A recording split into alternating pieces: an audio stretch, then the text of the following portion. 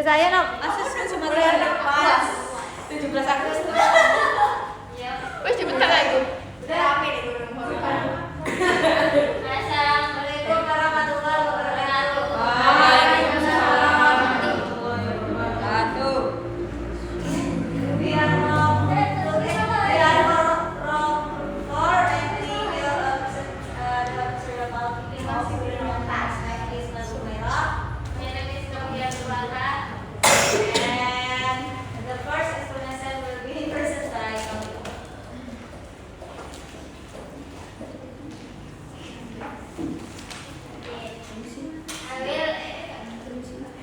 I will explain what students' engagement start with well-playing season. According to Echevarria, Fox and Short 2004 research study, so that the most effective teachers minimize was time and maximize the time students were actively engaged in learning.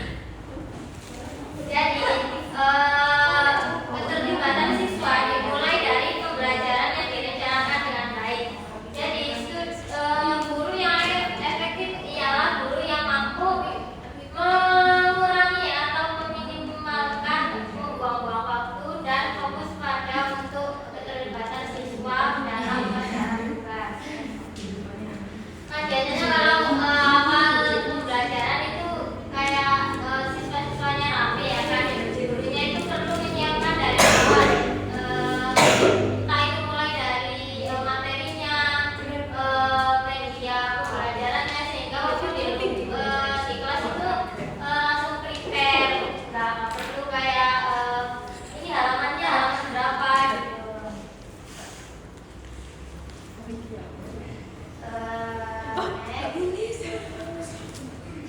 Learning modalities. Learning modalities are more specific to assessment of teaching methods that relate to the possibilities of auditory, visual, or tactile learning that depend on each student. Lockerson, 1997. Jadi learning modalities ialah gaya belajar dari siswa-siswa itu sendiri. Entah itu siswanya itu baik atau suka menggunakan gaya visual, auditory atau tactile learning dalam belajar. Yang pertama ada visual learner. Visual learner receive and retain new information more efficiently if they can see it. Visual learners itu biasanya pembelajarannya itu menggunakan kayak gambar-gambar atau yang bisa menjelaskan secara jelas. Misalnya kita kayak menerangkan atau memberi materi soal animal atau hewan. Biasanya kalau kita cuma menjelaskan just perkataan saja, itu kan kadang ada yang nyambung atau enggak. Tapi kita bisa menggunakan visual seperti gambar, video, ataupun kayak PPT bergerak. Jadi siswa-siswanya lebih paham yang kita pelajari. Yang kedua ada auditory learner. The students need to get the information in short way so their brains can connect it to concept they already understand. Beda dengan visual learners yang menggunakan gambar atau video, auditory learners ini biasanya menggunakan kayak mendengarkan, berbicara, diskusi atau audio. Audio biasanya itu biasanya tipe-tipe siswa yang menggunakan auditory learners ini suka belajar dengan kayak menggunakan lampu ataupun podcast. Yang ketiga ada kinesthetic learners. Other students learn best through experience and action. Beda dengan visual dan auditory learners yang menggunakan gambar serta audio dan pembelajaran, kinesthetic learners ini menggunakan kayak role play. Misalnya kalau kita menjelaskan materi tentang arah atau direction, biasanya siswa di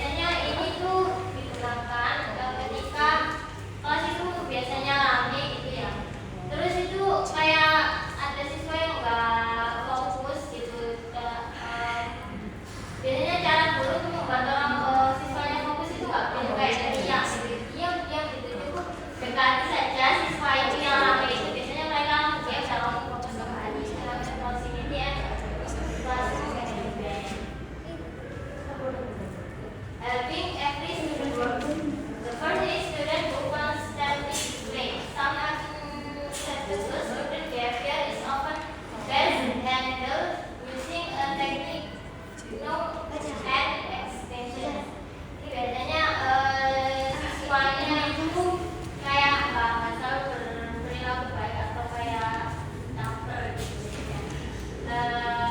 Kalau biasanya kayak kontekan di kelas itu kan biasanya kayak pengen diperhatiin sih. Teacher itu nggak perlu kayak memberikan perhatian penuh ke siswa itu. Maksudnya abaikan saja gitu. Nanti mereka bosan-bosan sendiri dan berhenti sendiri. Terus student who are slow, for student who are slow to complete assessment, the teacher may need to re-evaluate the amount of work assigned.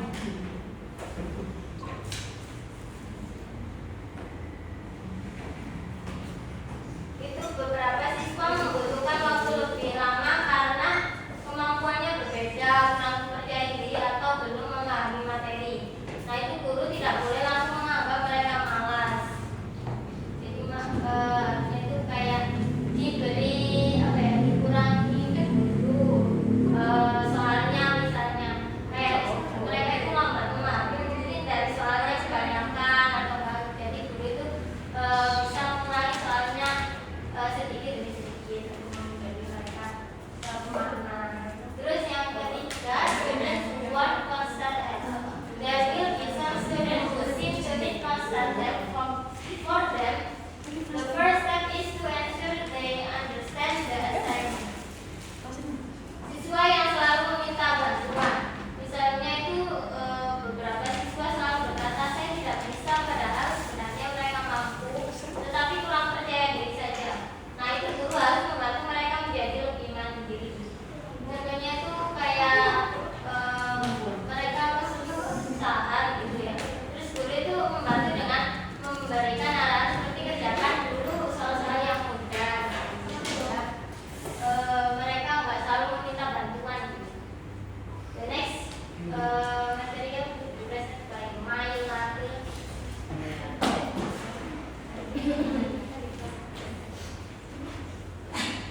Okay, next I will explain about topic about student work and number 4. This is student because sensory finish early. Jadi ini kan student itu kalau dikasih tugas itu biasanya itu udah selesai duluan sebelum yang lainnya itu selesai. Nah, identify why this finish early, easy or make mistake. To find a line to list on board. Prepare extension activities for each assignment and consider gift program. Jadi kalau ada siswa yang kayak gini tuh biasanya gurunya itu jangan gimana gitu, gurunya itu saatnya meneliti kenapa ini siswa ini kok bisa, pasti itu selesainya itu duluan, jauh duluan sebelum yang lainnya selesai. Jadi guru itu kalau udah nanti ini karena apa, karena banyak selesai duluan terus harus dikumpulin salah semua, atau selesai duluan karena soalnya terlalu mudah gitu. Terus kalau soalnya terlalu mudah itu guru itu bisa menyiapkan my to list on the board, kayak siswa ini terlalu mudah mungkin dikasih tugas tambahan gitu biar tidak mengganggu siswanya gitu. And then consider gift program. Kalau pinternya itu sudah pinter-pinter kayak Albert itu bisa diikutkan kayak itu apa namanya, kayak tahu nggak yang lomba-lomba apa itu COC kayak gitu kayak gitu. Dan nomor 5 is student who are unmotivated. Jadi ini nomor 5 ini student yang tidak punya motivasi atau tidak termotivasi. Validate their intelligence and importance in class. Give specific prize regularly. Call on them when you know they can answer correctly. Show leaders relay of share challenge. The more is burden is the count. Jadi kita juga harus mengerti kenapa siswa itu tidak termotivasi untuk belajar itu. Apakah karena mereka itu merasa materi ini sangat susah? Aku gak mau deh materi ini sangat susah, aku salah semua gitu. Terus tahu emang materinya ini terlalu mudah, ayolah gampang banget, tadi aku udah tahu. Aku udah tahu.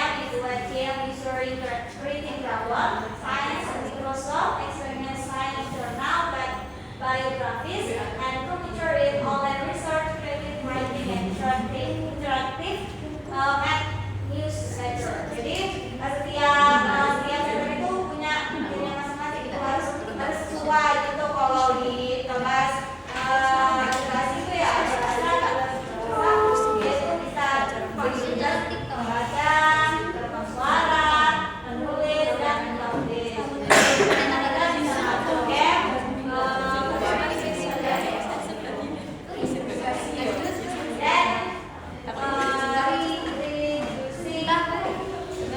reducing translation time.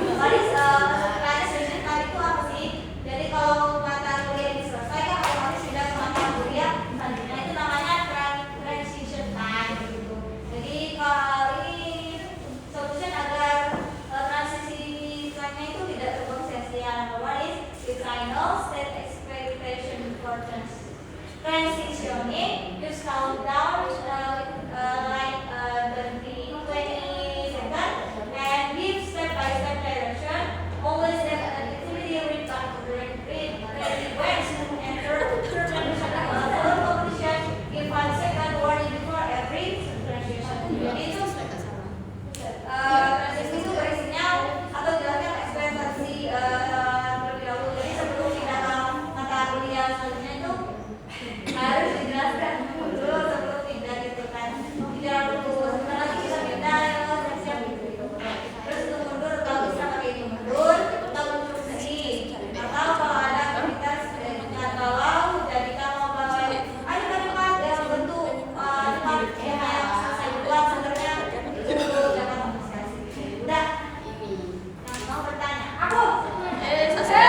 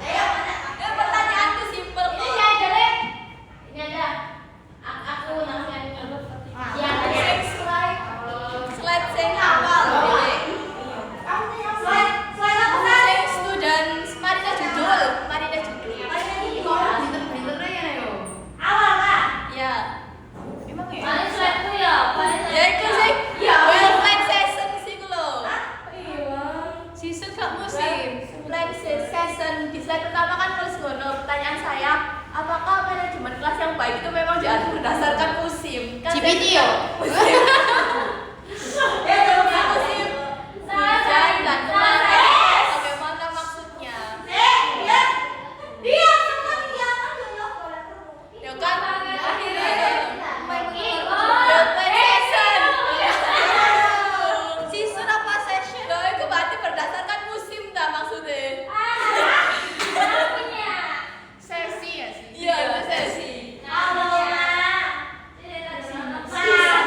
Kalau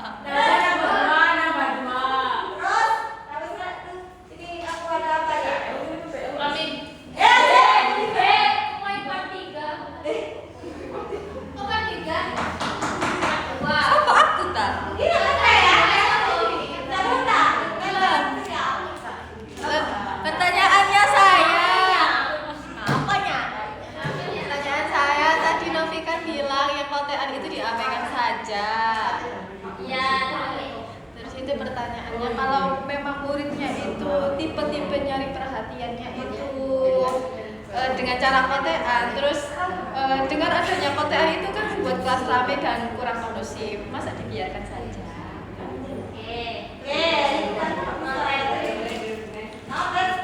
Kapan? Yo, kita ganti. Kan biasanya SBK itu kan kayak bosen, maksudnya kayak arah itu bosen lah di kelas, ngantuk gitu. Saya makan. Itu misal kelas itu kan arah itu gak kondusif, wamilah. Kira-kira SBK apa sih cocok buat kan satu contoh SBK? Pokoknya SBK-nya ada lagi. Iya, karena kan kelas ini harus ada ice breaking. Kamu belum ice breaking. Iya. Tapi ada sih gak kondusif di kelas main rame. Ice breaking-nya.